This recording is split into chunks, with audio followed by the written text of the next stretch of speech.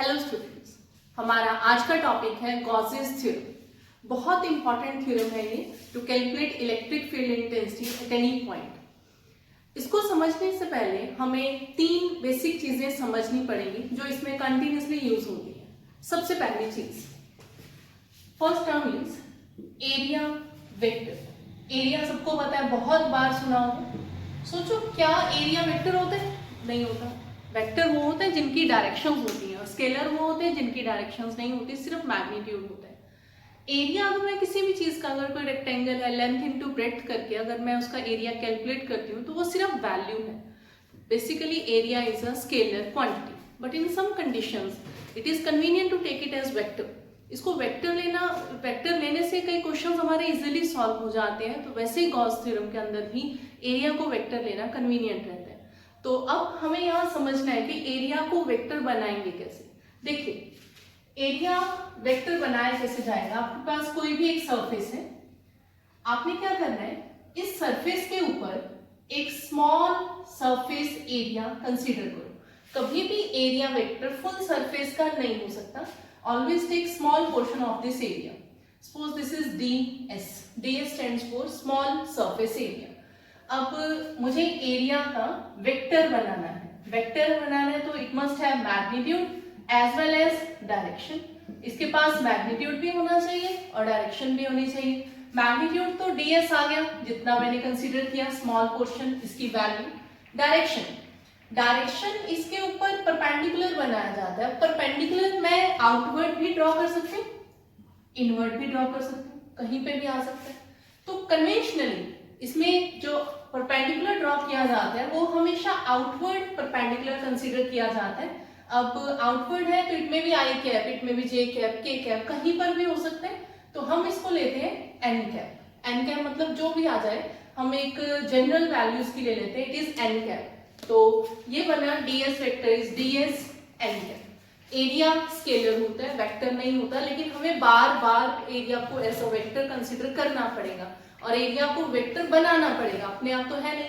तो बनाएंगे कैसे? Take small value of this surface area and draw its perpendicular in outward direction. Suppose यही ds मैंने यहाँ पे कंसीडर किया होगा, तो इसका परपेंडिकुलर एन कैप आउटवर्ड। किसी के दिमाग में हो इनवर्ड क्यों नहीं ले रहे? ले सकते हैं इनवर्ड भी, लेकिन कन्वेंशनली आप इसको जहां भी किसी भी बुक में देखोगे, you always get this perpendicular in outward direction. मैं जितने भी प्रॉब्लम जिससे रिलेटेड सॉल्व करूंगी सब में एक जैसा ही रखेंगे। तो we always take direction perpendicularly outward. तो ds is magnitude of this small considered area and n cap is its outward direction perpendicular this surface area। ठीक है जी, तो ये हुआ एरिया वेक्टर। कभी भी एरिया को एज वेक्टर लेना हो। और एक चीज और याद रखिएगा, S stands for surface area. मैं सिर्फ सरफेस एरिया की ही बात करने वाली हूँ। तो ये हमारा पहला टर्म हुआ जो हमें गॉस थ्योरम के अंदर चाहिए, दैट इज एरिया वेक्टर। इस फॉर्मूला को ध्यान में रखिएगा, ds vector is ds n cap. दूसरी टर्म जो हम इसमें यूज करेंगे that is electric flux. Electric flux, इसका सिंबल होता है फाई। हमारे पास फ्लक्स हमारे सिलेबस में दो बार मिलेगा, एक बार इलेक्ट्रिक के लिए इलेक्ट्रिक फ्लक्स और एक बार मैग्नेटिक के लिए मैग्नेटिक फ्लक्स। तो डिफरेंशिएट करने के लिए हम इसको फाई ई भी लिख सकते हैं। इलेक्ट्रिक फ्लक्स है क्या चीज है? अगर मेरे पास कोई एक क्लोज्ड एरिया है, कोई क्लोज्ड सरफेस है और उसको मैंने कहीं इलेक्ट्रिक फील्ड लाइंस के अंदर रख दिया, ठीक है, कुछ इस तरह से बहुत सारी इलेक्ट्रिक लाइंस जा रही है, इसके अंदर हमने क्लोज्ड सरफेस को इसके अंदर रख दिया। तो electric flux is number of electric field lines passing through any closed surface, passing through any closed surface। मतलब क्या हो? अगर आपके पास कोई एक क्लोज्ड सरफेस है और आपने उसको इलेक्ट्रिक फील्ड लाइंस के बीच में रख दिया, तो उसके अंदर कितनी लाइंस पास करेगी। जैसे ये जो डायग्राम मैंने बनाई, मैंने इसके अंदर जितनी भी इलेक्ट्रिक लाइंस बनाई, कितनी ऐसी लाइंस हैं जो इस क्लोज्ड सरफेस के अंदर से पास कर रही हैं? 1 2 3 4, एक्चुअली 4 नहीं, थाउजेंड्स में मिलेगी, लेकिन जो हमें नजर आ रहा है उसमें 4 लाइंस इसके अंदर से है। तो इस डायग्राम के अकॉर्डिंगली इसकी फ्लक्स कितनी हो गई? Electric flux is 4। ठीक है, तो number of electric field lines passing through any closed surface is called electric flux. Number of lines है तो ये स्केलर होगा या वेक्टर होगा? नंबर है तो ये एक स्केलर क्वांटिटी रहेगी। इसका फॉर्मूला है flux, electric flux is equal to field, क्योंकि इलेक्ट्रिक फ्लक्स है तो कौन सी field? Electric field into area. Flux का formula phi e, electric field into surface area s। Dot product क्यों लगाया मैंने? क्योंकि ये एक स्केलर क्वांटिटी है, इसका रिजल्ट जो है वो स्केलर में आएगा। इसको इस तरह से भी लिख सकते हैं, phi मेरे पास आ रहा है e डॉट s। कहीं पे अगर मुझे स्मॉल फ्लक्स लिखना हो तो इसको लिखा जा सकता है d phi e is equal to e dot ds vector. इसको देखते ही आपको आइडिया हो गया होगा, ds वेक्टर मतलब सरफेस एरिया का वेक्टर बनाना है। तो सरफेस एरिया का वेक्टर अभी अभी जैसे बताया था वैसे हम एरिया का वेक्टर बना लेंगे। और सोचो अगर मुझे यहाँ से इसको दोनों साइड इंटीग्रेट करना हो, मुझे टोटल इलेक्ट्रिक फ्लक्स लिखना हो, तो क्या करेंगे? दोनों side integration phi e integral e dot ds। यहां तक बात समझ में आई? अगर इधर इंटीग्रेशन करूंगी d कट जाएगा, इधर ही आएगा। इसको कुछ इस तरह से लिखते हैं, नई चीज है, जरा ध्यान से देखिएगा। यहां इसके ऊपर सर्कल डाल देते हैं, इंटीग्रेशन e डॉट ds, वही जैसा हम पहले पढ़ते आ रहे हैं इंटीग्रेशन, उसके ऊपर सर्कल लगाया और इसको बोलते हैं क्लोज्ड इंटीग्रल। इस फॉर्मूले को बोलना ही है flux is closed integral of e dot ds। अब क्लोज इंटीग्रल का मतलब क्या है कि ये वाला जो फॉर्मूला है ना, ये सिर्फ क्लोज्ड सरफेस पे वैलिड है।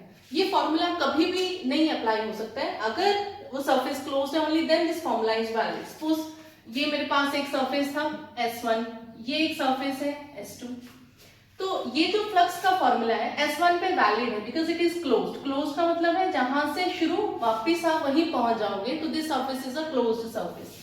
यहां से चल के यहां तक पहुंचे, क्या S2 के ऊपर मैं फ्लक्स कैलकुलेट कर सकती हूँ इस फॉर्मूले की हेल्प से? नो, बिकॉज फ्लक्स का ये जो फॉर्मूला है this formula is valid only for closed surfaces. Closed integral है ये e डॉट ds। तो ये हमारे पास फ्लक्स का फॉर्मूला आया।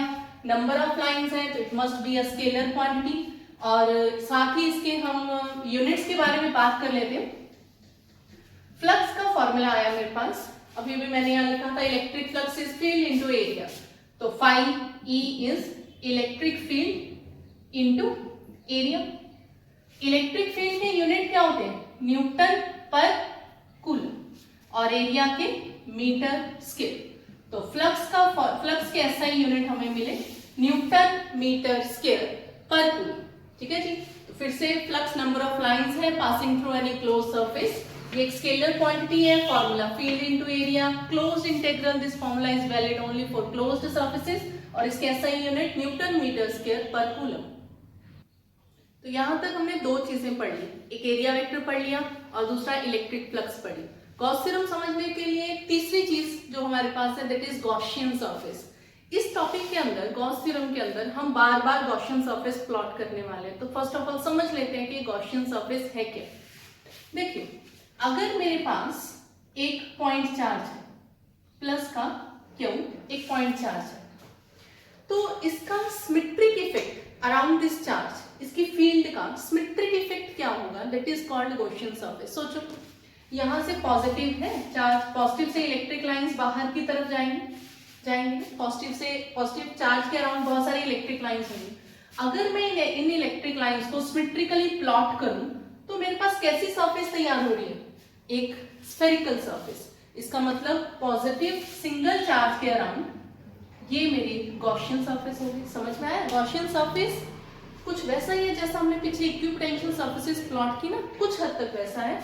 पॉजिटिव चार्ज के बाहर इलेक्ट्रिक लाइंस हैं ढेर सारी, मैंने उनको सिमेट्रिकली ड्रॉ करके एक सरफेस प्लॉट की। This surface is called Gaussian surface. Gaussian surface है क्या? एक सिमेट्रिक सरफेस है अराउंड एनी चार्ज, जहां पे हमें इलेक्ट्रिक फील्ड लाइंस का सिमेट्रिक इफेक्ट मिलता है, सेम डिस्टेंस पे मिलता है, सेम इफेक्ट मिलता है। This surface is called Gaussian surface. और देखिए, अगर मेरे पास एक लाइन के ऊपर कुछ पॉजिटिव चार्जेस पड़े हैं, जरूरी नहीं पॉजिटिव, नेगेटिव भी ले सकते हैं। तो ये मेरे पास कुछ पॉजिटिव चार्जेस एक लाइन के ऊपर पड़े हैं। तो अब देखें जरा इसकी एक सिमेट्रिक सरफेस इसके अराउंड कैसी बनेगी।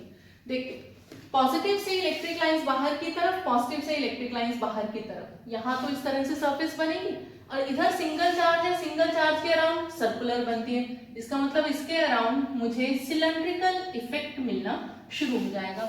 एक पॉजिटिवली चार्ज रॉड के अराउंड गॉसियन सरफेस कैसी रहेगी, सिलेंड्रिकल। और देखिए अगर मान लो मेरे पास एक सरफेस है, स्फेरिकल सरफेस, एक शेल है, शेल का मतलब होता है जो अंदर से खाली, होलोस्फीयर को शेल बोलते हैं। तो ये मेरे पास एक शेल है, इसके सरफेस के ऊपर काफी सारा चार्ज पड़ा। तो अब इसके अराउंड मुझे इसका सिमेट्रिक इफेक्ट देखना है, गॉसियन सरफेस इसकी कैसी बनती। तो पॉजिटिव से लाइंस बाहर, पॉजिटिव से लाइंस बाहर, हर तरफ इस तरह से बनेगा। अब मैंने उनको सिमेट्रिकली इफेक्ट लेना है, तो मतलब इसका भी गॉसियन सरफेस कैसा बनेगा, एक और बड़ा स्फीयर, कंसेंट्रिक स्फीयर इसी से, जो कि इसके अराउंड सिमेट्रिक इफेक्ट देगा। तो इट मींस गॉसियन सरफेस क्या हुई, गॉसियन सरफेस किसी भी चार्ज ऑब्जेक्ट के अराउंड एक सिमेट्रिक सरफेस होती है which gives uniform effect of electric field lines around any charged object। ठीक है, तो इस तरह से हम बार बार गॉसियन सरफेस प्लॉट करेंगे। हाँ जी, अभी हम स्टार्ट करने जा रहे हैं गॉस थ्योरम। तो चलिए देखें इसकी स्टेटमेंट क्या है। According to this theorem surface integral of electric field, इसका मतलब हुआ इलेक्ट्रिक फील्ड का सरफेस के साथ integral over any closed surface, close integral is equal to 1 by epsilon naught times total charge contained in the surface या enclosed in the surface। फिर से देखिए थ्योरम की स्टेटमेंट है surface integral of electric field, electric field का surface के साथ integration लेना है ओवर एनी क्लोज्ड सरफेस। तो ये बना closed surface integral is 1 by epsilon naught times total charge enclosed in the surface। अच्छा अगर देखा जाए तो E dot ds तो फ्लक्स ही होता है ना, phi E इलेक्ट्रिक फ्लक्स। तो एक तरह से गॉसेस थ्योरम फ्लक्स का ही एक फॉर्मूला बता रहे हैं और 1 by epsilon naught times total charge, इसका मतलब ये हुआ closed integral E dot ds is Q by epsilon naught, total charge मैंने क्यों कंसीडर किया। तो ये गॉस थ्योरम की स्टेटमेंट है, इसको प्रूव करते हैं, देखते हैं कि ये वाकई में ये रिजल्ट आता है या नहीं आता है। तो इस थ्योरम को प्रूव करने के लिए मैं किसी भी तरह का चार्ज कंसीडर कर सकती हूँ। मैं चाहे तो एक पॉइंट चार्ज कंसीडर कर सकती हूँ, मैं चाहूँ तो एक लाइन के ऊपर ले सकती हूँ, सरफेस के ऊपर ले सकते हैं। तो एक बार बिल्कुल सिंपल सा करते हैं, इसको प्रूव करने के लिए मैं सिर्फ एक पॉइंट चार्ज को कंसीडर करने जा रही हूँ। तो इसकी स्टेटमेंट को ध्यान में रखिएगा, यही वाला फॉर्मूला मैं ऊपर फिर से लिख देती हूँ, close integral E dot ds is equal to Q by epsilon naught. अब ये फॉर्मूला आया कहां से, इसको प्रूव करते हैं।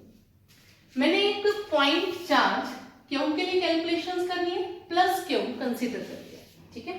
तो हम ऊपर लिखेंगे consider a point charge plus Q, ठीक है। एक चार्ज ले लिया हमने प्लस Q। सबसे पहला काम इसमें होता है प्लॉट इट्स गॉसियन सरफेस। तो एक पॉइंट चार्ज की गॉसियन सरफेस कैसी होगी, पॉजिटिव से इफेक्ट लाइंस का बाहर की तरफ, हमें उसकी सिमेट्रिक सरफेस बनानी है। तो कैसी बनेगी, इसकी गॉसियन सरफेस इसके अराउंड एक स्फीयर बनेगा, ठीक है। तो वो हम ऊपर लिख देंगे consider a point charge plus Q having spherical Gaussian surface, ठीक है। इसकी स्फेरिकल गॉसियन सरफेस बनेगी, हैविंग स्फेरिकल गॉसियन सरफेस। इसका रेडियस भी ले लेते हैं, ऑफ रेडियस स्मॉल, ठीक है। तो ये मैंने एक पॉइंट ऑब्जेक्ट, एक पॉइंट चार्ज लिया, उसके अराउंड ये रेड से मैंने गॉसियन सरफेस बनाई और इसका रेडियस हमने r कंसीडर कर लिया। अब एक स्मॉल एरिया लेके उसको एरिया वेक्टर बनाते हैं, क्योंकि उसमें मुझे ds वेक्टर चाहिए। ds वेक्टर का मतलब क्या है, एरिया वेक्टर। तो एरिया वेक्टर होता नहीं, बनाना पड़ेगा। मैंने गॉसियन सरफेस के ऊपर कहीं पे एक स्मॉल पोर्शन ds का कंसीडर किया। याद रखिएगा ये जो ds कंसीडर कर रहे हैं, this ds is always taken on Gaussian surface, और वेक्टर बनाना है तो n कैप बाहर की तरफ कन्वेंशनली। साथ ही हम लिख देते हैं consider small area, small surface area ds having direction, ये आपको हर बार लिखना होगा, हैविंग डायरेक्शन n कैप इन आउटवर्ड डायरेक्शन। ठीक है जी, इसको आउटवर्ड डायरेक्शन हमने दे दी इसको, और वेक्टर बन गए। और वेक्टर कैसे बना, therefore ds vector is ds n cap. ठीक है, और साथ ही पॉजिटिव से ये वाला मैंने रेडियस माना हुआ था, अगर ये रेडियस है तो साथ ही मुझे इलेक्ट्रिक फील्ड में वेक्टर में चाहिए। याद हो इलेक्ट्रिक फील्ड का फॉर्मूला हमने यूज किया हुआ है 1/4 pi epsilon naught Q by r square. लेकिन अगर इसको वेक्टर में लिखना हो फिर क्या करते हैं, इसके साथ r कैप मल्टीप्लाई किया जाता है ताकि दोनों साइड वैल्यूज आ जाएं, दोनों साइड डायरेक्शंस हो। इसका मतलब r कैप की भी कोई ना कोई डायरेक्शन रहेगी। अगर देखा जाए ये सब छोड़ दो, इधर डायरेक्शन सिर्फ E की है और इधर डायरेक्शन r की है, इसका मतलब जो इलेक्ट्रिक फील्ड की डायरेक्शन है वही r कैप की डायरेक्शन। और इलेक्ट्रिक फील्ड की डायरेक्शन क्या होती है, पॉजिटिव से बाहर की तरफ, पॉजिटिव टू नेगेटिव। अगर मैंने पॉजिटिव चार्ज लिया तो यहां से इलेक्ट्रिक फील्ड की डायरेक्शन बाहर की तरफ, और अगर इलेक्ट्रिक फील्ड बाहर की तरफ तो r कैप की डायरेक्शन भी कहां, सेम डायरेक्शन, इलेक्ट्रिक फील्ड वाली, r कैप भी आउटवर्ड डायरेक्शन। इस क्वेश्चन को सॉल्व करते टाइम मेरे पास बीच में r cap dot n cap आने वाला है। मैंने दो कैप्स लिए ना, एक r कैप है और एक n कैप, इसको यहीं पहले हम सॉल्व करके चलते हैं। हमने डॉट प्रोडक्ट पढ़ा हुआ है, a dot b is a b cos theta. करना क्या होता है, पहले का मैग्नीट्यूड दूसरे का मैग्नीट्यूड और दोनों के बीच में एंगल के साथ cos, ऐसा ही करते हैं। चलिए यहाँ देखते हैं, r cap, cap stands for unit vector and every unit vector have value 1। r cap पहले की वैल्यू 1, दूसरे की वैल्यू 1, cos दोनों के बीच में एंगल, r बाहर की तरफ n भी बाहर की तरफ, सेम डायरेक्शन, तो कितना angle 0 degree, and cos 0 is 1, so r cap dot n cap is 1। ये आपको बार बार मिलने वाला है, हर बार आप r और n कंसीडर करिएगा, और r dot n is always 1। ठीक है, ये सब हो गया, ये दो वैल्यूज को मैं अभी यूज करने जा रही हूँ। अब मुझे ये वाला फॉर्मूला प्रूव करना है, तो ऐसा करती हूँ, इस फॉर्मूले की लेफ्ट हैंड साइड कंसीडर करते हैं, वैल्यूज लगाते हैं और देखते हैं राइट साइड बनती है या नहीं। मैंने इसी की लेफ्ट हैंड साइड ली, left hand side is closed integral E dot ds। ठीक है, अब इसमें वैल्यू लगाते हैं, E वेक्टर की value 1/4 pi epsilon naught Q by r square r cap. ठीक, ds वेक्टर डॉट प्रोडक्ट के साथ ds n कैप। अब डॉट जो है ये सिर्फ वेक्टर्स में होता है, तो ये भी मैग्नीट्यूड है, डायरेक्शन नहीं है, ये भी मैग्नीट्यूड है, तो इन सबको साइड करेंगे और डॉट सिर्फ r और n के बीच में रहेगा। ये हुआ 1/4 pi epsilon naught Q by r square ds r cap dot n cap. और r डॉट n हम ऑलरेडी प्रूव कर चुके हैं कि ये कितना आ रहा है 1, सो इट्स वैल्यू इज 1। तो ये बचा बाकी ये ds, इंटीग्रल ds है, ये तो 1 हो जाएगा। s वाले टर्म्स अंदर, इसमें कुछ भी s वाला नहीं है, तो इन सब टर्म्स को मैं इंटीग्रेशन के बाहर ले जाऊंगी। 1/4 pi epsilon naught Q by r square closed integral ds। ये जो क्लोज है ना, ये कोई अलग इंटीग्रेशन नहीं है, वही इंटीग्रेशन है जो आप पहले पढ़ रहे हो, बस this integration is valid only for closed surface, that's it, बाकी वही है। तो integration ds, S stands for surface area, ds is small surface area। ये वाला स्मॉल सरफेस एरिया, जब मैंने इसकी इंटीग्रेशन की, इंटीग्रेशन का मतलब टोटल, पूरा का पूरा लिया, तो जब इसका हमने टोटल किया, ये स्फीयर था, तो इट मींस इंटीग्रल ds ये बना क्या, इंटीग्रल ds होगा क्या, it is total surface area of, कौन सी सरफेस है, spherical, total surface area of sphere. और सरफेस एरिया ऑफ स्फीयर होता कितना है, 4 pi r square, 1/4 pi epsilon naught Q by r square 4 pi R square, 4 pi से 4 pi cancel, R square से R square cancel, answer is Q by epsilon naught which is our right hand side. So this proves Gauss theorem that left hand side is equal to right hand side. तो हमारे पास Gauss theorem का result है left side is closed integral E dot DS and right hand side is Q by epsilon naught. Small Q आ रहा है तो हम यहाँ स्मॉल क्यू चार्ज कंसीडर कर लेते हैं, कोई भी चार्ज ले सकते हैं. कैपिटल लेना है तो ये सारा आपको कैपिटल क्यू में ही करना पड़ेगा. इसी के साथ ही हम देखते हैं deduction of Coulomb's law using this theorem using Gauss theorem. Coulomb's law remind करें क्या था? फोर्स का formula 1/4 pi epsilon naught Q1 Q2 upon R square या Q naught upon R square. अब इसमें 1/4 pi epsilon naught Q by R square ये क्या चीज है? इलेक्ट्रिक फील्ड का formula F is equal to E Q naught. पढ़ा हुआ है ना ये F is equal to Q naught E. अच्छा, अगर मुझे ये formula deduction of Coulomb's law का मतलब है आपको गॉस थ्योरम का जो अभी अभी फॉर्मूला बताया उसको यूज करना है और आपको कूलम लॉ का रिजल्ट प्रूव करना है.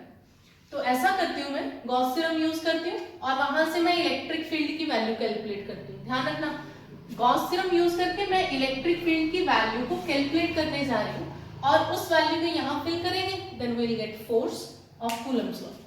चलिए देखते हैं. डायग्राम मैंने वही रखी. जब भी आपको गॉस थ्योरम अप्लाई करनी है ना आपको एक चार्ज चाहिए, उस चार्ज के अराउंड आपको एक गॉसियन सरफेस चाहिए. गॉसियन सरफेस के अंदर आपको एक स्मॉल सरफेस चाहिए, सरफेस एरिया चाहिए जिसको आप वेक्टर बनाएंगे. तो मैंने यहाँ कोई चेंज नहीं किया. सबसे सिंपल ये रहता है जब आपको स्ट्रिक्टली बोला जाए कि लाइन के लिए करना है स्फीयर के लिए करना है तब तो हमें वही करना पड़ेगा. यहाँ कुछ नहीं जनरल है तो मैंने एक छोटा सा पॉइंट चार्ज लिया, उसके अराउंड स्फेरिकल गॉसियन सरफेस बनाई, उसके ऊपर एक स्मॉल सरफेस एरिया लिया और उसको वेक्टर बना दिया. पॉजिटिव से लाइंस बाहर सेम वैसा ही हमने कर लिया. तो सबसे पहले गॉस थ्योरम लिखते हैं. According to Gauss's theorem formula है मेरे पास closed integral E dot ds is equal to Q by epsilon naught. अब इस चीज का खास ख्याल रखिएगा जब मैंने गॉस थ्योरम का प्रूफ करवाया आपको मैंने क्या किया E का फॉर्मूला लगाया, ds का फॉर्मूला लगाया और सॉल्व किया. एक्चुअली उसमें मुझे लेफ्ट हैंड साइड अलग सॉल्व करनी थी, राइट हैंड साइड अलग से सॉल्व करनी थी. यहाँ पे मुझे लेफ्ट राइट साइड को प्रूव नहीं करना है, मुझे यहाँ इलेक्ट्रिक फील्ड की वैल्यू चाहिए. अगर वैल्यू चाहिए तो गलती से भी E की वैल्यू फिल नहीं करनी है. फिल करेंगे तो आंसर ही नहीं आएगा. आपको E की वैल्यू यहाँ से निकालनी है. तो फिर इसमें ये E वेक्टर होता है जिसकी value 1/4 pi epsilon naught Q by R square vector में लिखा तो r कैप. इसमें से ये जो 1/4 pi epsilon naught Q by r है ये E है, इसको ऐसा लिख सकते हैं ना E r कैप, ये मैग्नीट्यूड है. ऐसा ही करते हैं. तो मैंने इन वैल्यूज को यहाँ फिल किया. अब लेफ्ट राइट अलग अलग नहीं सॉल्व करना है, प्रूफ नहीं कर रहे हैं. E वेक्टर को मैंने लिखा E r cap dot ds vector को लिखा ds n cap Q by epsilon naught. ठीक है, E को बाहर शिफ्ट कर दिया r cap dot n cap ds is equal to Q by epsilon naught. Right, r dot n is 1. Proof हम कर चुके हैं, बस इतना देख लो. r और n सेम डायरेक्शन में होने चाहिए. अगर सेम डायरेक्शन में है then r dot n is 1. E close integral ये 1 हो गया ds Q by epsilon not. Now what is integral ds? फिर से ds यानी स्मॉल सरफेस एरिया, इंटीग्रल लगाने से ये क्या बन गया टोटल सरफेस एरिया. तो जहां हमने ds लिया उसका टोटल सरफेस एरिया क्या बना ये स्फीयर का surface area. So this is integral ds is total surface area of sphere. total surface area of sphere. और अगर ये sphere का total surface area है तो कितना होता है 4 pi r square E into 4 pi r square Q by epsilon naught. Clear? E integral लगाने से ये टोटल हुआ तो इंटीग्रेशन के साथ ही इसकी वैल्यू 4 pi r square. मुझे E की वैल्यू कैलकुलेट करनी है तो यहां से that implies E is equal to, इसको डिनोमिनेटर में दूसरी साइड शिफ्ट कर देते हैं. तो देखो जरा यही बन गया 1/4 pi epsilon naught Q by r square बन गया ना.